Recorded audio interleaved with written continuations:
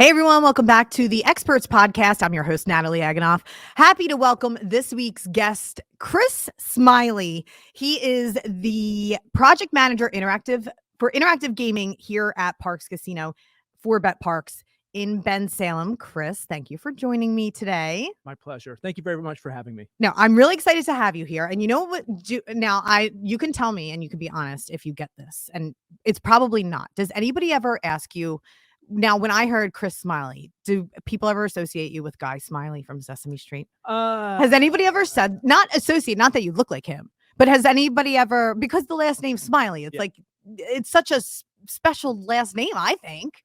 It is a unique last name. Do people smile? Because I feel like when you say, oh, it's Chris Smylie, it's like, you just want to smile, right? They do. It's some days it's a curse though, right? Some days I wake up like everybody else. I'm like, oh man, I don't feel like going through it today. And you still got to live up to the name. Yeah. So it's funny. One of my screen names is really Smiley Guy. Smiley Guy. Was that, did you have an AOL screen name back in the day? We're going to get into actually what Chris is here for, but of course I had to just torture him before we get into the meat and the nuts and bolts. So was that your AOL screen name or AIM? No, I can't remember what my AIM screen name even was. Were you did you use all those different letters and numbers and stuff? Yeah. Very unique, Any favorite bands or anything that you would use in away messages and stuff like that? Were you an emo? I'm just gonna put out my feelings. No, probably not. You don't strike me as that kind of guy. But you are Smiley, and that's exactly why you worked in HR before coming to iGaming. And this is what I learned about you since my time here. So Chris is the man. When I started here, he took me down to the where do we go? The wardrobe room. The wardrobe room. That's right. I was like, there's a name. Which is it's fascinating. It's fascinating. Well, it's fascinating. And you took me down there and you were like, no, we'll get you all the proper gear. You open this little teeny door and it's like this world. I felt like it was like Willy Wonka and the Chocolate Factory. And it's this world within Parx of all these racks and racks of clothes and dry cleaners and the lovely people who work there. But then here we go. I learned more about you, all your time here. You've done so much here. So you were HR engagement manager, community outreach, training, communication, development, human resources reporting, on the diversity and inclusion committee, recycling, wellness. So you are ingrained, in the Parx brand, but also really just, lend your talents to the brand as well creatively, because you showed me how you designed some of the shirts. I forgot the tank top. Yeah. So Chris brings me here. He's like, we'll get you hooked up. We'll get you some gear. Takes me down the wardrobe.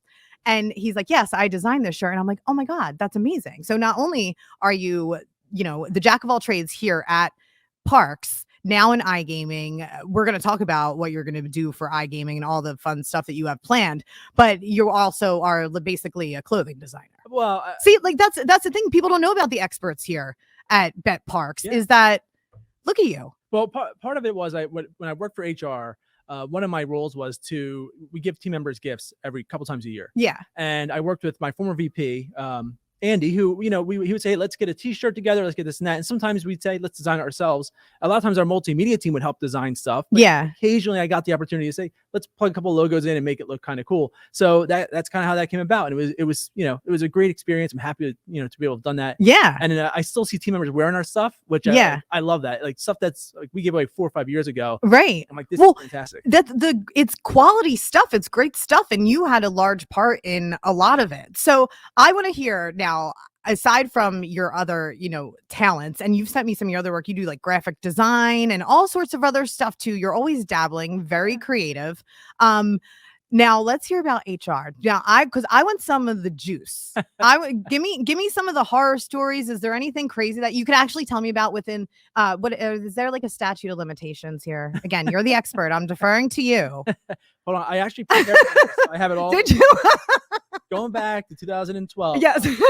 No, has anybody ever streaked? Well, maybe just crazy stories that you've seen, because you've been here and you've cultivated the environment here since when did you start here? 2012. It's actually my second stint at Parx. I was gonna say, I thought that you were here before, and as I'm going over, 2008, right? I actually started in 2006. So I started when we opened the slot parlor in the old racetrack grandstand. Right. We only had slot machines. Yeah. So started there as a valet shift manager.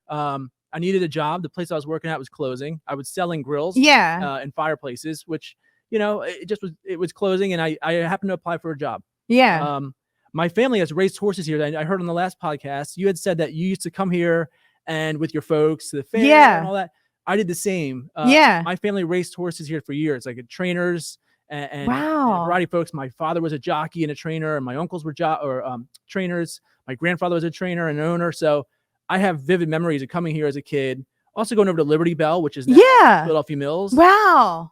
So when they were hiring in 2006, I called my uncle one day. I said, "Hey, Uncle Tim, yo, Unc, how about a job? Let me get a job at Parx, Unc." Completely unconnected. It's me, Chris Smylie. So then I applied for a job.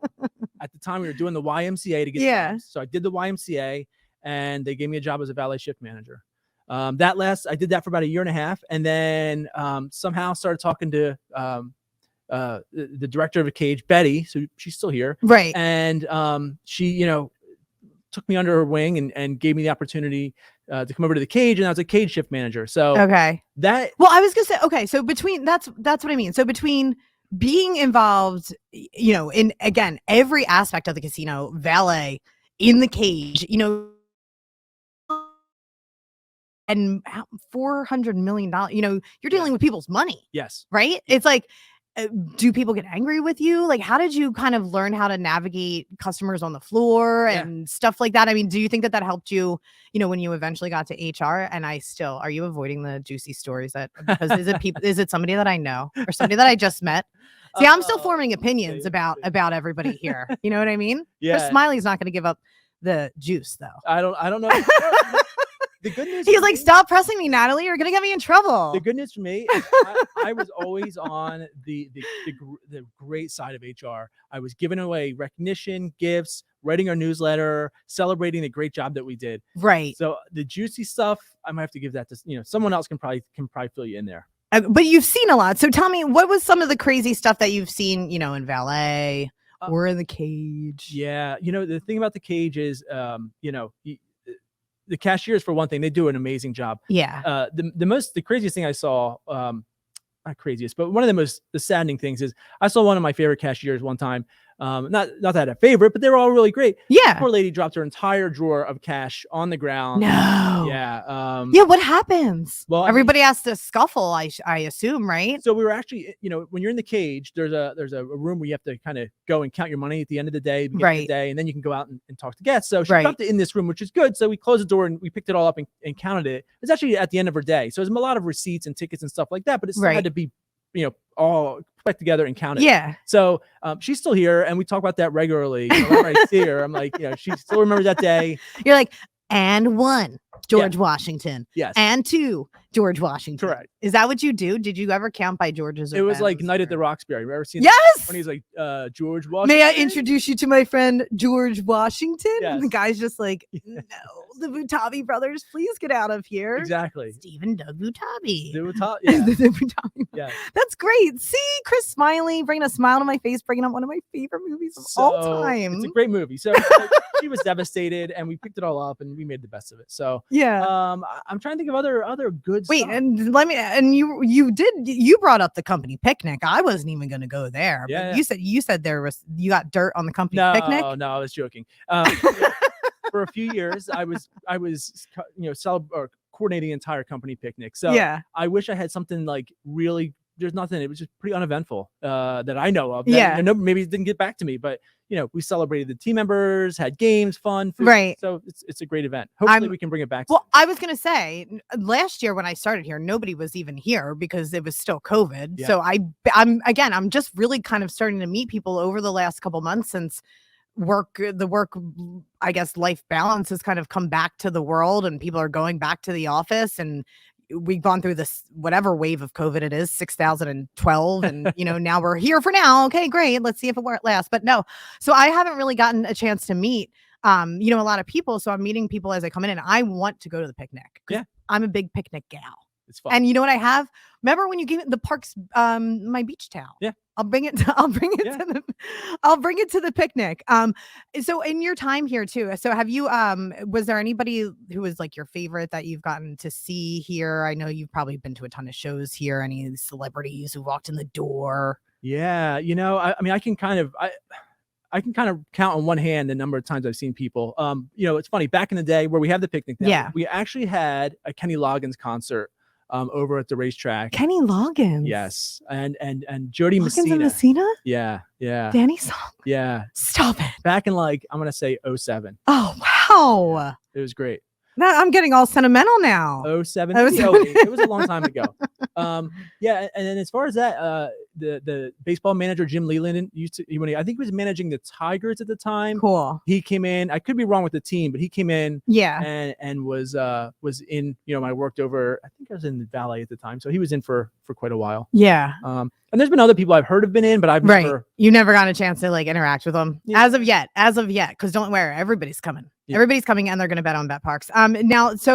Then you transitioned into iGaming. Can I give you one more thing? Yeah. Cheech and Chong came in. Wait.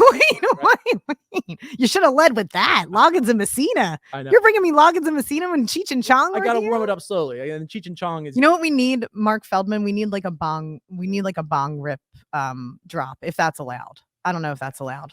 They might make me edit this out. We'll see. Only time will tell. But a highlight for me was we were filming. We send a video out to the team members every year. So the idea was Cheech and Chong are good sports, and they would allow us to film just a quick 15-second thing, which we were able to get. Actually, my daughter it was her birthday party, and I told my wife, I said, I gotta run to Parx. I got the multimedia guys. They're gonna film it. We got a very short script. We have Cheech and Chong say this very short thing. So I left this party, came over here, and Cheech and Chong filmed it. We couldn't use it because then they used a bongish type reference. So we never actually used it, but it was really kind of fun, and my 5 minutes of directorial fame. No, that's amazing. That's absolutely amazing that you she'll remember that forever. Who? Your daughter? No, she didn't come here. I left. Wait, you left her party? Yeah, we were having a little in-house birthday party a couple years back. Oh wait, I thought you said you left her party to get the video. Yeah, I did. For her? No. Oh, it wasn't for her. It was for you. This was for Parx. This was actually something we were going to share with team member. We were going to use it as a lead into our annual video. Oh, okay. I thought it was for your daughter's party. No. And I was like, wait, how old is she? That your daughter wants a Cheech and Chong video. She was 7 at the time. She's a big Up and Smoke fan. Oh God, I've had quite a day already. It's only 1:30. Sorry, I may have. No, no, that was great. Now you're making me laugh. But that being said, I will say, Ron Davis, who you had in a few weeks ago. Yeah. Ron's been a bit of a mentor for me. Right. Okay. And he's amazing. He was great, and he sang. Now I know that he sings. You don't sing, but you kind of alluded to the fact that you do impressions, although you said you won't. Yeah. Now of course I have to open the floor. Yeah. To give you the opportunity, because I wouldn't be doing my job if I didn't give you the opportunity to showcase all of the talents that you have here on the Xpertz podcast. So here is your chance for all of our thousands and millions of listeners in the Delaware Valley and beyond. I'll spare them. Yeah. Are you sure? Yeah. You know what I'm actually better at? It's not really the impressions, but with a couple buddies, we can really have a whole conversation in movie lines. Okay. I got a couple friends, childhood friend, let's talk, and then we can actually complete the entire conversation, know exactly what we're talking about. It's all movie line. Which interesting. That's a skill set. That's a very special skill set. Yeah. So if you say something like liquid hot magma. Yeah. Right? Your friend would pick that up and would be able to kind of say, it's hot or something. They would know that that's from Austin Powers and Dr. Evil. Yeah. And then you might segue into something like, something from Zoolander, Right. Right. How are they supposed to, learn to read when they can't even fit inside the building? Yes. It's like this code. Maybe code. It is kind of code. So again, speaking of code, you are in iGaming now, and your focus is working on the online digital content. Correct. Which I talked about it in last week's podcast and kind of beat people over the head with it. Not going to do that again this week, but I do want to kind of touch on Now, your part in the industry is delivering and developing the new betParx casino sportsbook website and the apps. Correct. So tell me a little bit about what the transition for you kind of has been like, going from the traditional gambling landscape into this world and kind of navigating it and putting your input into it and your creativity and your expertise and maybe a video of Cheech and Chong for your daughter's 7th birthday. Honestly, it's been an interesting transition. I remember talking to Tim, my boss now. Yeah, I got to get him on. You do? Yeah, I gotta talk to Tim. Hopefully he's listening to this. Tim, you're next. Bring him in here. Get in here now. So I was talking to him one day in line for lunch, and I just was kind of picking his brain about what's going on. I saw he'd post a couple jobs, and then expressed my interest a little bit, and he's like, yeah, you can do it. Then I got over here, and I'm like, I had imposter syndrome for like, I don't know. I think I still have imposter syndrome, but it was challenging for me to pick up not only the project management part of it, right, which is a very defined skill set of what people do, right? Just the terminology and technology of what we're doing. Yeah. I mean, I'm still learning every day. So yeah, I've been here about 2 years. It's been very it's eye-opening every day. Yeah. So what do you think you're most excited about? Yeah, I'm just most excited, really. So in addition to being kind of on the project team and helping to deliver the new app, which we just launched, Tim's allowed me to kind of step into the games role to help with game content. So it's challenging to see this, because when you want to launch a new game, like with an IGT game, there's quite a bit of work that has to go into it. So I'm most excited to see us grow our content library on the apps and web and Android and iOS and all the channels. And that way we have, a ton of casino content for people to play. Right. So that's kind of like the next step for me. Right. So, and now that you're such an intricate part of it, really, and building from the ground up, this is the house that Chris Smylie built. So one more question, and I have to ask this because it's the biggest news story of the week. It's the slap heard around the world. Yes. I don't know if you saw I did a little video on the Parx or the betParx. God, I'm going to get used to that. betParx Instagram. So how did you feel? Was it real? Do you think Will Smith really slapped Chris Rock at the Oscars? You know what? I didn't honestly, I gotta say, I didn't even know the Oscars was happening. Yeah. I woke up in the morning. I'm like, all right, do my meditation first. Right. Here I am. Then open Instagram. So do all that, open Instagram, and like the first 20 things were Will Smith. I'm like, what just happened? I think it was real. And I feel like he was like channeling his inner King Richard or whatever it was, whatever that protect your family thing he was talking about. Right. I don't know. I mean, it was such a bizarre moment. So I thought it was fake.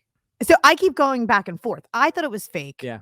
And then I was, at first I was like, wow, and I just saw Will speak live not long ago when he was in Philadelphia doing his book tour. And I just read his biography. So I'm fresh off of Will Smith, empathy and love, and I'm feeling the love. And so seeing that moment for me, I was like, oh my God. But not that I understood why he went up and did it, but I kind of just saw him perform, so I kind of knew what emotional state he's in. It's like when you go and see one of your favorite rock bands or something, and the lead singer is going through a breakup. He's not exactly going to come out and be the showman that you expect him to be, right? He's going to just sit on the stool and play the guitar and cry and maybe scream into the microphone. So I kind of had I could tell that, it's not the Will that we've been used to, but I never expected that. But I don't know. I think it might be fake. You think so? I think so. I don't know. We'll never know. Yeah. We'll never know. But I hope that they resolve it, because they seem like such good friends prior, right? And you would have, if anybody would have that instinct, you've been kind of in radio and shows before, and you would say, hey, this is kind of a staged thing. It's a shame because he's had such a nice legacy too. He's I know, family friendly. Well, and that's why, but at the same time, then I wonder, would the two of them go in cahoots for the sake? Yeah. I don't know. Yeah. I don't know, for the sake of the Oscars. And then at every, you think about the amount of time it takes to walk up, decide, hey, I'm going to walk up and smack him. Wouldn't you at some point go, this is probably the biggest night of my life, but also going to be the most embarrassing? And then to go back, and why I keep going back and forth of whether it's fake or not, is because I think you see him laughing, and then I feel like he snapped. Yeah. And then he snapped in that moment, and then just walked up and slapped him. Yeah. And because when he turned around, he did it like James Bond, his You know, his like hand was out like this, and he's like, shoo. And I was like, that was a very, you know, like debonair. I felt like it was from like the 50s. Yeah. You know, like Rhett Butler or whatever, or whoever. Like he could have just given him the old Jonah Hill. You know, they see that Giphy Jonah Hill with the cut it symbol. You know, he just gave him that, like cut it out. Yeah, or just like maybe the finger. I don't know, something. Yeah, there's a way to be a little tough about it. But all right, we got to wrap this up, Chris. Thank you so much for joining me today, and make sure that you check out the betParx app. Chris is working and making sure that all the content is up and running on the app. Chris, thank you so much for talking with me today, and I will talk to you soon. My pleasure. Thanks for having me. Bye. Welcome back to the Xpertz podcast. I'm your host, Natalie Egenolf. Time for our closing segment with current events and everyone's favorite Feldman Fact or Fiction. But before we get to Feldman's Fact or Fiction, let's bring in producer Mark Feldman. Mark, this is your weekend, and I there's not really much else to talk about. I mean, we could talk about some other sporting events in the world, but I think that the entire world is now focused on the Final Four NCAA March Madness. Now, this, we talked about this prior, is your wheelhouse. This is like your bread and butter, your peanut butter and jelly, your macaroni and cheese, your what else? Like Nutella and peanut butter. Nutella and peanut butter and fluff. Yeah, peanut butter and fluff. This is your fluffer nutter. My fluffer. This is your fluffer nutter. Yeah. Wait, so all right. Oh, God. All right. Hey, Natalie, by the way. How are you? It's good. So we got Duke, Kansas, North Carolina, and Villanova. How are you feeling about this weekend? Well, I'm super excited. It's going to be an amazing Final Four. Yes. I think four blue bloods. They always talk about that. You always hear, the blue bloods, you want them the best teams in the Final Four. Well, well, this is it. You got Kansas and Villanova in the first game. Right. Duke and UNC for the first time ever in the NCAA tournament. I'm super excited. You know, obviously as a Villanova fan here, born and raised in the Philadelphia area, I know that's a whole other debate. Do you root for Villanova if you didn't go there and all that? But look, I at this point, I always like to razz. You know how I like to razz Villanova and call it Delco, just because I kind of think it's funny to kind of like poke fun at people. But it's honestly, it's a beautiful university. What they've done with their best basketball program, I think what they've done, even for the Philadelphia area, and knowing Coach Jay Wright, seeing what he's been able to do with the program and just making it this far, it's been miraculous to see. And don't you think it's being in Philadelphia, since that's where we're located, it feels good to know that there's a contender within our region, at least almost annually, if not biannually. It's not often that we get to have at least some sort of championship, and Villanova, they've shown up. And so do you think that they're gonna, how do you feel about them? I think that Villanova has a chance. Now, of course, the big news coming out of the Elite Eight game against Houston was Justin Moore, their second leading scorer, and a guy that's a huge asset for the Villanova Wildcats, tore his right Achilles tendon. So he is out for the season, clearly. And that's going to be a big loss. So I'm curious to see how a Hall of Famer in Jay Wright and someone who's won 2 national championships, what he's going to do. But they've had success against Kansas in prior NCAA tournaments. They won their last 3 against Kansas, and I think they have a shot. And my prediction is they're going to win this game on Saturday. I think Villanova is going to win 73-69. So there's a little shout out there for my score prediction. Villanova's going to win 73-69. How'd you come up with that? Just your research? Just my research. And I think Villanova, after having a game where they really struggled on offense, even without Justin Moore, they scored only 52 points last game. So I think they're going to score a lot more. I think Kansas will allow some open jumpers. And I think look out for Colin Gillespie and possibly 2 more games left. Look for him to have a big game. So on the betParx app, we have a profit boost. And we're going to have other Final Four specials. So make sure that you're like checking the app all weekend as the games are going on and stuff. But it's a 38% profit boost for the Carolina versus Duke game. They've been in 38 combined Final Fours. That statistic is insane. That is insane, but never faced each other. It's unbelievable. How is that possible? I guess maybe they've both been a lot of like one seeds, and like maybe the NCAA tournaments always try to separate them. Yeah. On the opposite sides of the bracket, and someone's always lost. They never. You know what I need to? I should have had our odds guys look a little bit in depth and see what are the odds that they would never face each other if they played each other. I mean, I guess 1 in 39, right? It's unbelievable. Or how many combinations would there be? Well, and this is why, those guys do what they do, and we are here, Mark. Yeah, that's why we just host the Xpertz podcast. We just talk about them, and I introduce all these wonderful people to our audience and try and welcome you to the world with us. But that really is an amazing statistic. So wait, so you got Villanova over Kansas. Yes. What did you say your score prediction was? 73-69 Villanova. 73-69. What's your Villanova. score prediction? Does Villanova do it? Yeah. As a Temple lady, are we taking the? Yeah, no, I'm never too. Would you say maybe you don't root for them, but you respect what Villanova does, and it's not like absolutely, yeah, no, absolutely. I always respect what Villanova does, and I hang on 1 second, real quick. I just want to pull something up. That's okay. I can kill time with some funny knock jokes. Or no, you're good.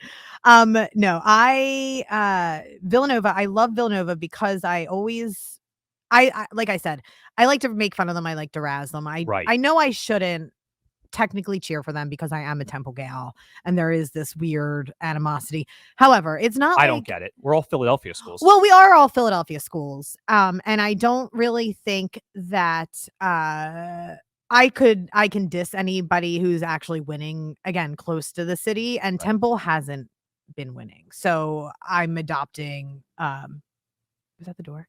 I don't know. Yeah, if you're listening right now, there's a lot of noise going on A outside. lot of noise. We're going to keep powering through because that's what we do on the Xpertz podcast. Yes. We just keep going.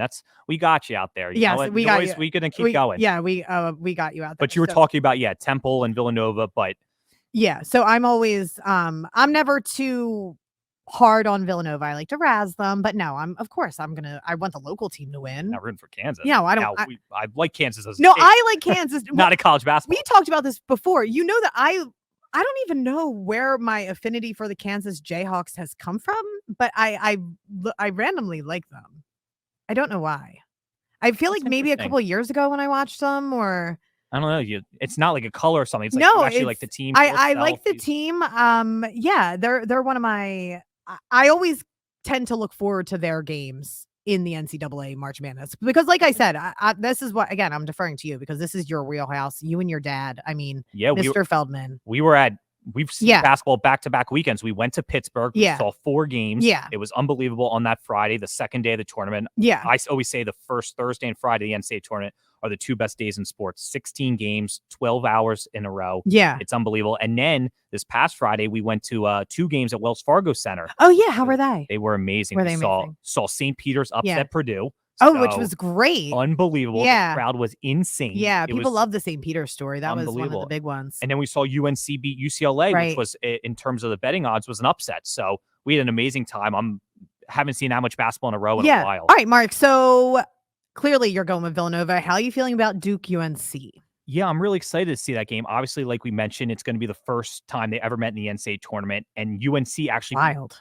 It's unbelievable. You would think in all the years that those schools have played each other twice a year in the regular season, they've never done March Madness. But I think Duke's going to win kind of easily. Okay. The last game of the year, UNC beat Duke and Coach K's final game at Cameron Indoor Stadium. But my score, I'm going to go actually in kind of a little bit of I would say maybe not a close game, a little bit of a blowout. Duke 81, UNC 67. Wow. So I have Duke and Villanova in the national championship. I mean, it would be kind of nice for him to go out with a win. I mean, Coach K, he's iconic. Sure. What, 1,200 wins, right? I mean, look, you could take off and getting into sports, Feldstinator, you're going to have to take off your fan hat and put on your objectivity hat. You're right. No, he's right now the best college coach of all time. I know. Look, I know it pains you to say, but honestly, I mean, his accomplishments are 5 national championships, second of all time, 13 Final Fours, 5 in a row, 1988 to 1992, 1 more than John Wooden, 17 Elite Eights, 26 Sweet 16s, 9 straight, 1998 to 2006, 36 NCAA tournament berths, 101 NCAA tournament wins, 14 number 1 seeds, 28 conference titles, 15 30-win seasons, 36 20-win seasons, number 1 AP ranking in 17 of the past 28 seasons, 8 College Player of the Year awards, 9 National Defensive Player of the Year awards, 26 AP All-Americans, 14 Consensus First Team All-Americans, 11 NBA Top 10 picks, T first, 23 NBA Draft first-round picks, 1,202 career wins. That was so impressive how you got through all that. You held your breath perfectly. And not only was that impressive, but Coach K's resume is. Seriously, like, and again, I said this earlier. You know, I don't pretend. I don't pretend at anything in life. I wish I could. I wish I was better at it, honestly. But I don't pretend to have any sort of allegiance to any of these teams. Right. Like I said, I cheer for Villanova because they're the local team. I love to see them do well. I love the stories. I'm going to talk to Daryl Reynolds today. That's going to be fun. Make sure that you check out, if you're listening to this podcast, make sure that you check out that interview on the betParx Instagram and Twitter. So he's a friend of mine from that 2016 team. I remember watching that 2016 game, I remember sitting on my couch in Fishtown and watching Chris Jenkins hit that buzzer beater. That was remarkable. And, you know, like I said, it's been amazing to see. But yeah, so it's a fun time of year. But again, I don't pretend to have any sort of things. However, I'm kind of Coach K. That is a remarkable. I'm impressed by greatness. And I learned this, you know, from Mike Missinelli. Maybe he's forced me, but I'm impressed by greatness, and that is just great. But speaking of greatness, now it's my personal. I love that transition. Actually, no. What's funny is I've been asking for feedback on the podcast, you know, internally and externally, and a lot of people are telling me they love this part because it's very informative, and people feel like they're learning. So now it's time for Feldman's Fact or Fiction.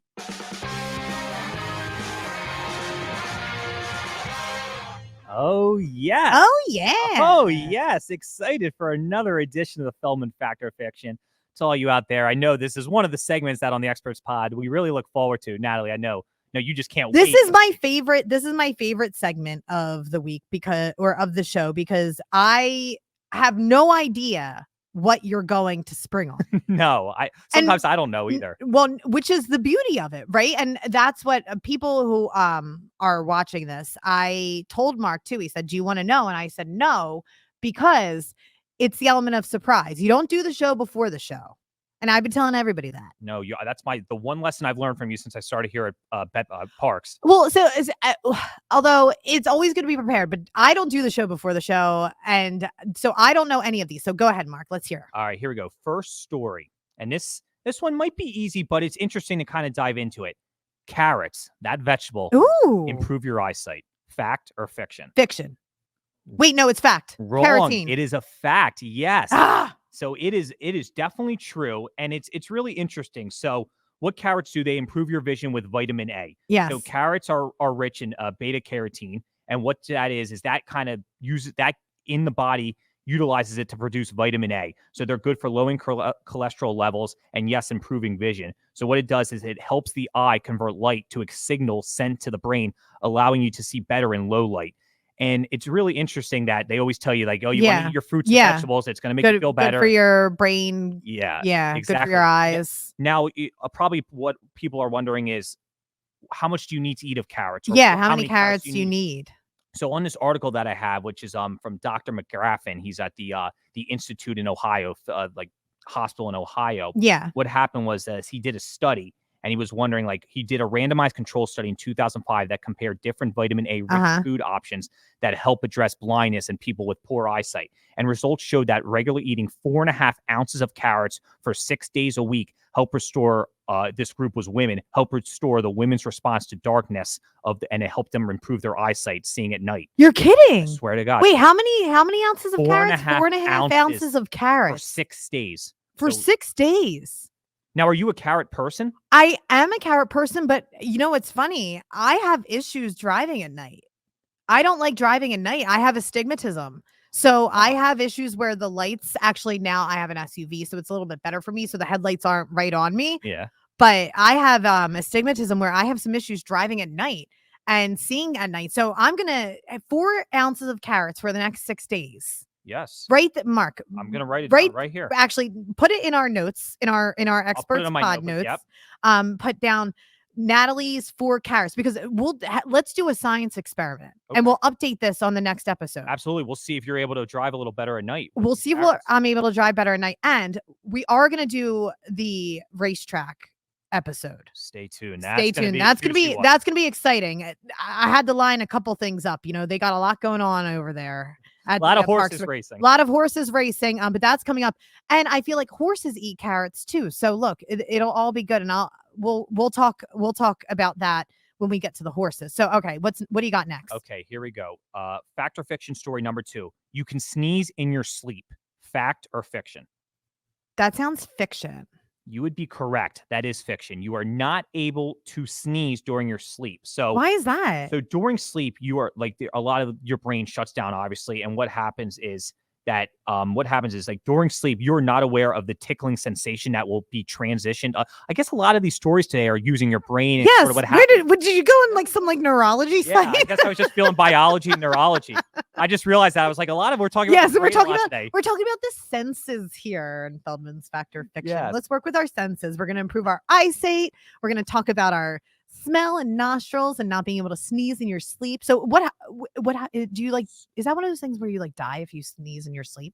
No, not die. But what happens is a lot of those nerves are shut down in the brain when you sleep and until you wake up. So that tickling sensation that you feel when you're about to sneeze, what that is that's actually sending a signal to your brain that you need to sneeze. And your brain kind of makes that motion of coming out and achoo. And yeah, that was probably annoying for all the people in the audio. Real loud sneeze, fake sneeze. But one of the things that I was thinking about when I was doing the story is now, so you're not able to sneeze when you sleep. And that's one thing that I'm always afraid of is sneezing while I'm driving. Okay. Now, have you ever had that happen to you? And are you afraid of that? Yes. I actually almost got into an accident looking for a tissue. You're kidding. No, I swear. Because do we need to know that story or should we?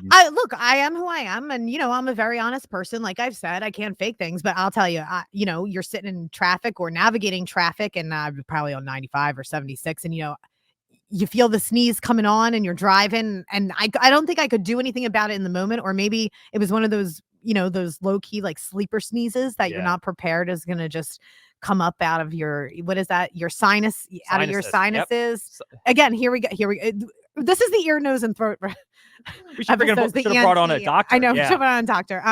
No. So yeah. And I'm telling you, like, I went to sneeze and I guess I thought it was going to be smaller and it was horrible. So then I was trying to drive, but it was just, my eyes were watering. It was one of those like nasty ones. Yeah, I'm sure this is really we don't have to TMI, but so I was like, like trying to, and oh god, we're losing it to that. Yeah, continue now. No, and anyways, and then I came to that like hard stop because I'm like, oh my god, I have to find a tissue. But yeah, so. No, I'm glad I don't sneeze in my sleep, I guess, since I'd be a mess. Apologize to everyone today. I've been up since 5:30 a.m.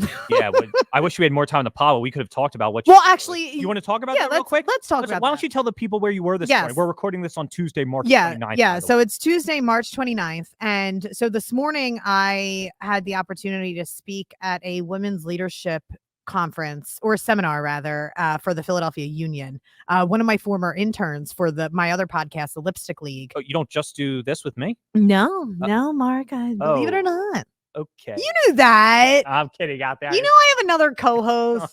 Yeah, that's okay. But I'm your favorite, right? Yeah. Now continue. No, We're at the Union today. Yeah. So I was at the Union this morning and went to a breakfast. So I had to be there by like 7:45. Super early. Mm-hmm. Natalie. Yeah. You're more of a night person. I'm very much a night person. Watched the Oscars on Sunday night and then woke up at 4:00 in the morning on Sunday. I woke up and had an idea for a TikTok. That's how my brain works. You know what? I don't sneeze in my sleep. I wake up with ideas in my sleep. It's a blessing and a curse. Yeah. So that was Sunday night. So then I had to get up early this morning, drive down though. And it was a beautiful, I'm telling you, that space. Subaru Park is beautiful. That is a world-class organization. I'm really excited for the Union this year. And they're in first place right now through 4 weeks. They're in first place right now. Got to get down to a game. We should go. We should totally go. But yeah, so they had me talk and I talked to a lot of their clients and some sponsors just on being a woman in business and the sports industry, and there were other women there with me. We kind of shared our experiences, and they're all very similar. So thank you to the Philadelphia Union and my former intern, Samantha Brooks, who brought me in and invited me to that seminar to speak today. She runs their marketing. She's in their marketing department now, right from the Lipstick League to the marketing department of the Philadelphia Union, and I couldn't be prouder. I was going to say, we don't want to get you too emotional, but that's amazing. No, I mean, honestly, that's what I set out to do, and I'm proud to see a woman step into the sports world and try and make her mark in it in any way she can. She was a great intern for me. The Lipstick League did a lot of social media and stuff, so really proud of her, and great morning. So yes, that's where I was this morning, and that's why I'm tired, and that's why I'm rambling. All right. So what's story number 3? Yeah, I was going to say, we'll wrap this up with this segment of the show with the third story. And the third story is, this one's not about the brain or ear, nose, and throat. So we'll get away from that. But a double rainbow is a mirror image of a first rainbow. Fact or fiction? Let me put on my meteorologist. Let me put on my best Cecily Tynan hat. Yeah, go from a neurologist now to a meteorologist. Meteorologist, Cecily, neurologist. by the way, ABC. Yeah, love the her. Queen of Philadelphia. Absolutely. Queen of Philadelphia. I love Cess. I don't know if you're listening. Maybe you are. I hope you are. I hope you are. I just felt the Feldstinator and we love you, Cecily Tynan. So let me put on my best Cecily Tynan. But back to that rainbow thing. She's gonna be like, wait, what? She's gonna be like these two knuckleheads. But. I know. Okay, so I'm going to say that is true. It's fact, and it's based on the reflection of it has to do with the condensation or something in the clouds and the sunlight reflecting off of the condensation in the clouds. Yes, something like that. No, I'm kidding. You are right. Yes. Is that correct? You are correct. And you kind of did the segment there. That was amazing because what you said was pretty much right. So, is that dead on? Yeah, I'm pretty much. Yeah, with water droplets. So a double rainbow, that is fact. Yes, she's amazing, this Natalie Egenolf. Well, like how? So I told everybody. I literally said to everybody, you did not send these to me. No, we haven't talked about these at all. You said come up with 3 stories for our show, and I came up with them. And God, I don't know why I just shut this, but I'm so excited. I'm so excited that I was able to pull that from the back of my brain. I'm ready to throw my computer. Yes, but real quickly, just so people are curious about the rainbow. You're too funny. The brightest and most common type of rainbow is called a primary bow. So sometimes a fainter rainbow forms outside the primary bow. And this is called a secondary bow or sometimes a double rainbow.